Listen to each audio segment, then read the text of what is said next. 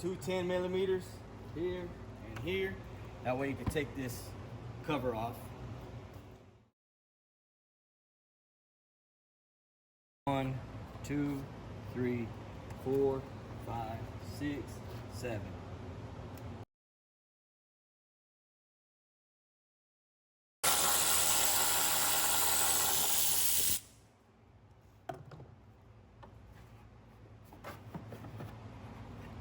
Set it to the side.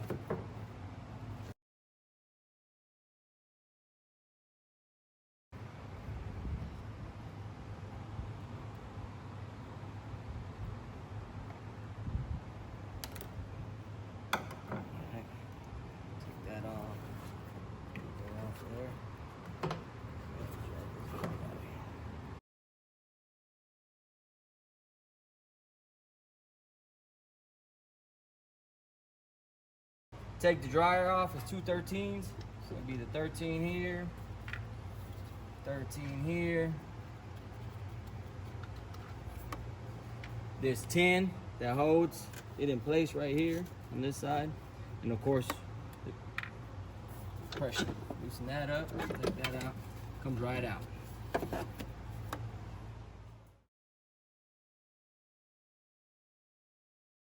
Orifice tube. 13 here.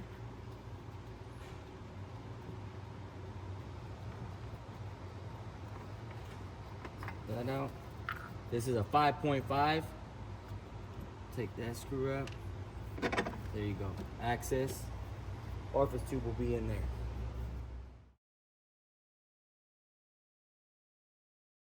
All needle nose pliers. Go in there. Grab it. Pull it. There it is. Orifice tube. Remember the side, forward, back, just like that.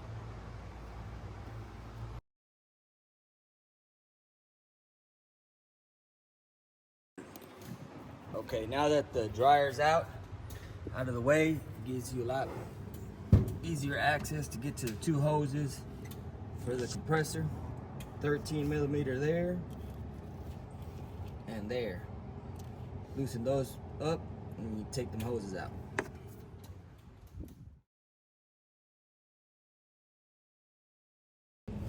Alright, underneath the vehicle, you're gonna have a connector here, which you're gonna disconnect. 2 tabs on each side. Take it out. There it is right there. And then you have 2 15s on both sides that you could get the ratchet or wrench. Wrench seems to be a lot easier for me.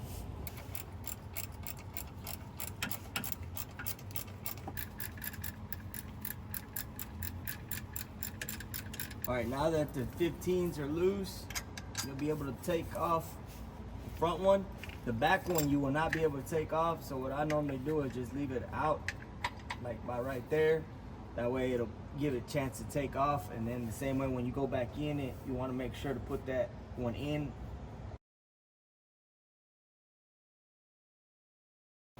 This is a stretch belt system. So normally what I'll do is that you got 2 15s up on the top. I'll take the front one completely off, and then the back one I'll just start slowly taking off, and that compressor will kind of lean in, and that stretch belt will give you access to take it off. All right, compressor will come out the top.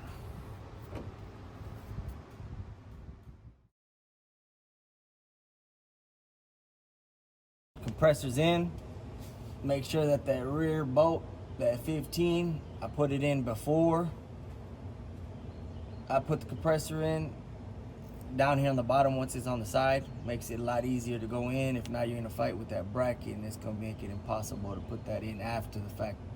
So you put that one in, and then you tighten the other one in the front up. Your pigtail connected to the compressor. Both of the 15s are on, front and back. Both of the lines are on with new seals. Don't use the old seals. You always want to put new seals. That way prevention of having a leak would be best. So new seals in it. And both 13s are tight. All right, orifice tube. We're gonna put it back on. Usually they have an arrow, and of course, the same way you take it off, you put it on. So it's coming in this way with the flow going out. So get a little pag oil. That way it makes it easier to go in. Pop it in. Those. Same scenario. Just be careful, don't make a hole in it. Go all the way in. You'll feel once it locks in and it's in. Tightening it back on, that way you don't twist this.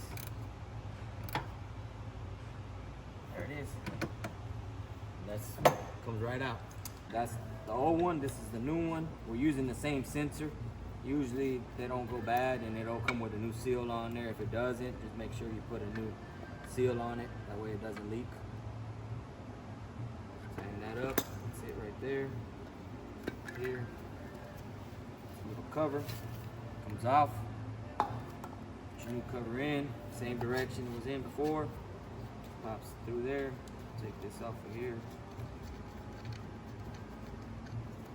Goes over.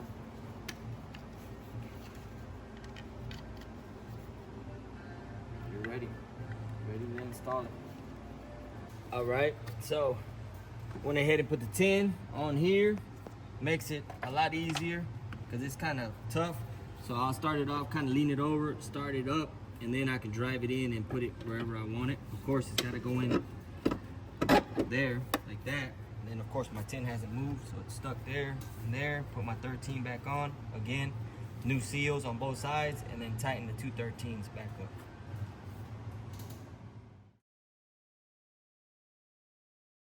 All right, final stage down here. Get back down on the bottom.